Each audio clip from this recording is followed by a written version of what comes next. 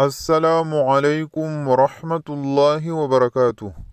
انشاءاللہ اس ویڈیو میں رمضان کے 21ویں شب کے اعمال سیکھیں گے۔ شروع کرتے ہیں۔ رمضان المبارک کی 21ویں رات کو 21 مرتبہ سورہ قدر پڑھنے سے ثواب عظیم حاصل ہوتا ہے۔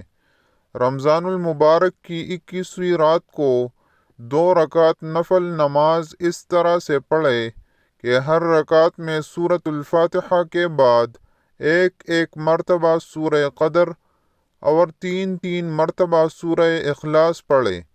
سلام پھیرنے کے بعد 70 مرتبہ درود پاک اور 70 مرتبہ استغفار پڑھے۔ بفضل باری تعالی گناہوں کی معافی عطا ہوگی اور اللہ تعالی لیلۃ القدر کی برکت سے یہ نماز پڑھنے والے کو بخش دے گا۔ 21ویں شب کو ہی 4 رکعت نفل نماز 2 رکعت کر کے اس طرح سے پڑھے کہ ہر رکعت میں سورہ فاتحہ کے بعد 1 مرتبہ سورہ قدر اور 1 مرتبہ سورہ اخلاص پڑھے۔ سلام پھیرنے کے بعد 70 مرتبہ درود پاک پڑھے۔